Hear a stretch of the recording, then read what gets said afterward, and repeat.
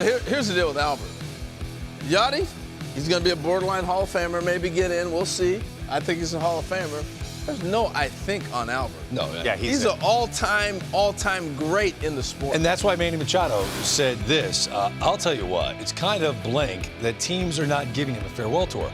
I'll tell you that right now. Why? Albert has been the best player in our generation to ever play this game, and to see him doing the things he's doing, I mean, it's just unbelievable. It's freaking special that St. Louis gave him the opportunity to come back here and finish off his career as a Cardinal. The reason I find it interesting that Manny Machado's the one that said it is because I believe Manny Machado's on the Hall of Fame highway. Look at his numbers. He broke into the big leagues at a really young age, and all he's done is play every day and produce. Who does that sound like? Albert Pujols. Yeah. Now, he might not have the first 10 seasons to start his career like Albert did, but he's on track. Here's the other thing that Manny understands. There are markets, there are baseball writers that aren't big fans of Manny Machado. Not universally celebrated in terms of their personality, like the gregarious David Ortiz or the iconic Derek Jeter and Mariano Rivera. So I think it's interesting that Manny Machado is going, wait a minute. If you're a Hall of Famer and you're one of the great players of a generation, you need to be celebrated. Take your opinion of what you think of this human being out of it. It's not a popularity contest. It's what they deserve. Well, look at this real quick. I'll take it. Oh, go ahead. We'll look at this real quick. Look, the guys that have gotten send-offs compared to Albert Pujols, his WAR, his collective WAR for his career blows away all three of them.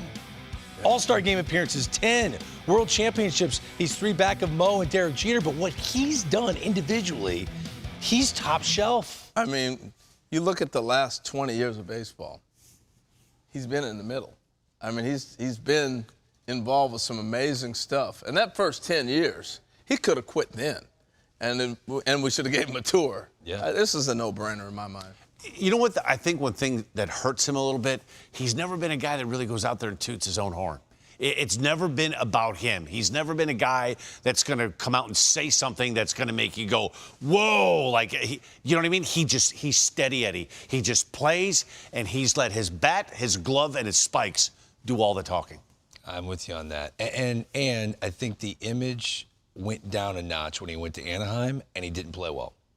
We had a decade of average or below average Albert, which I think made people forget how great But which was. though, and that said, he still reached 600 home runs. He still reached 3,000 hits.